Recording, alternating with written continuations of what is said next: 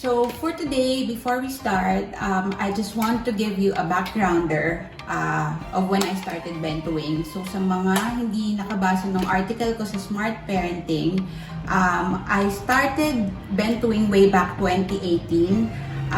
I was inspired by an FB page called Royal Domesticity, where a mom creates baon for her daughter and she called it baon serye. So doon nagsimula yon.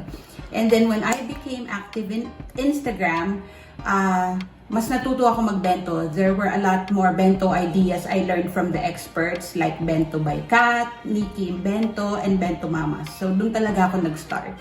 And then eventually nag-grow na lang yung mga fina-follow ko sa bento. And then I decided to create this channel. Naisip ko nung pandemic since I had more time to explore YouTube. And since I decided na I'm going back to bento because I stopped last year due to work schedule and work location. So naging busy sa work, so I stopped last year. And then I decided to go back to bentoing this year again, starting this school year. I tried to explore channels sa YouTube na may kinalaman about bentoing. So marami naman sila. Kaya lang, most of them are from foreign vloggers.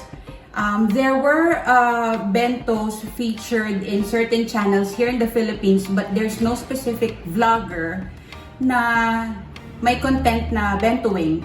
So that's why I decided to create this channel para sa mga beginners.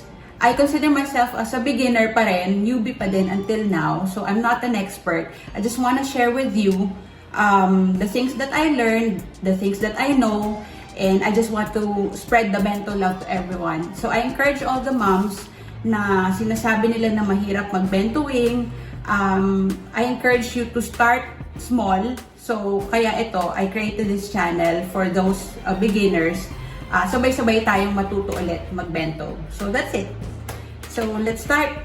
Alright guys, so for today's ingredients, I'm gonna be using these. And the bento creation that I'm gonna be doing today is what I'd like to call the schoolgirl bento. Alright, so let's start. We have here first plain rice. And then we have colored rice for the girl's head. And then the ulam for today is corned beef as per Zion's request because this is her favorite.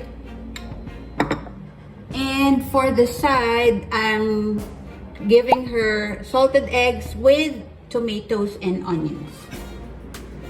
And then let's not forget the fruit. I'm using bananas for today. And of course, the nori sheets for the eyes, the nose, and the mouth, which I've already cut. I have my bento tools here. So this is what I would also use as an alternative to cut nori sheets if you want it easier, a much easier task for you. So you can use a nori puncher. That's what you call it. So you can buy these bento tools sa Shopee. Madami doon. And then of course the cling wrap. And then I'd like to say that this is a very special episode just because starting today, I'm going to use this Yumbox again that I've been using since I started creating bentos for Zion when she was in the first grade. So this is the very same Yumbox that you see in my Instagram posts. So from today, we're gonna be using this Yumbox all over again. Okay? So let's start. Okay, so the first thing that we're gonna do is use the white rice. We'll put it as a base here in the Yumbox. So just press it like this, right? So by the way guys, this Yumbox, I bought this from Bright Brands PH here sa Instagram, or they're also in Shopee, and I think they also have a website, but I'll put on the link there because sharing is caring. So if you want one, you can get one too. And then the next thing that we're gonna be doing is form the head of the girl by molding it again. Just like we do every time sa previous bento creation. So just put it in a cling wrap. Like this. And then just wrap it and mold it into a round shape. Oval shape for the head.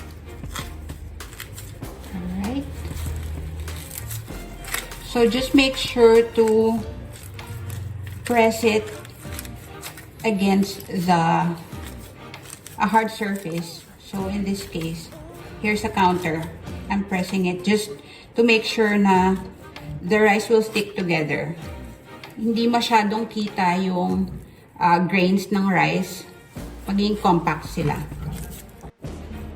Alright, so this is where we're gonna put it later. So here you go.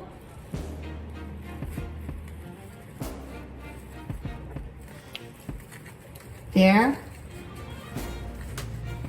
So this is gonna be the schoolgirl's head. And then the next thing is you get the corned beef. And then just use it as the hair of the girl.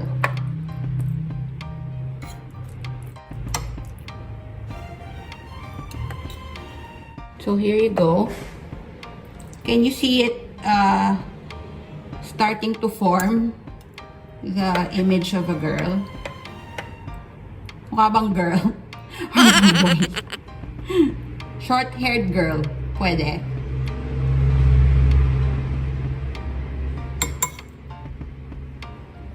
It's up to you guys how much corned beef you'd like to add. If you have a boy na kiddo, you can also just shape the hair na parang pang boy. Syempre depends on your preference. Okay, so I'm just gonna put more to cover the forehead. Parang may konti siyang bangs, may pa-bangs. There you go. And then of course we're gonna be putting the eyes, the nose, and the mouth. So guys, I use small scissors for this one. Again, like what I've said earlier, you can use the nori puncher. Sa preference nyo lang yun guys. But for this one, since the nori puncher is not the same shape as the one that I'm doing right now, I just use scissors to cut the mouth, the nose, and the eyes. So just as a reminder guys, before you do your kids' baons, make sure to wash your hands thoroughly lalo na at this time. So not only your kids' baon, but wash your hands before you eat, and you know. And then we're just gonna be using the bento picks. So I chose a ribbon for this creation. By the way guys, this bento creation is also one of those that was featured in my smart parenting interview that I'm just recreating now. Alright guys, so the next thing that we're gonna be doing is fill up these spaces sa Yumbox. So since we already have the ulam for Zion, that's the corned beef, I'm putting in salted eggs with onions and tomatoes here sa side. So you can use any side dish that you want, appetizer, anything that you wish, just to fill up these spaces sa bento box or sa Yumbox. And then I missed to show you this ingredient. This is for Zion's dessert. So I have Oreos here. So I'll just be putting them here. Space of the Yumbox. And then the last thing is to put the bananas here. So I'm just gonna top it with a bento pick just for design. There. So here's the finished product, guys. The schoolgirl bento for today's creation. So guys, again, here's the schoolgirl bento that we've created for today. So if you like this video, please hit the subscribe button and don't forget to click the notification bell para ma-inform kayo if I have new vlogs up. Okay? And I'm gonna be sharing with you again sa description box where I got this Yumbox so that you can also have the time to check it out and you can use it for your kids as well. Okay? See you on my next vlog. Bye!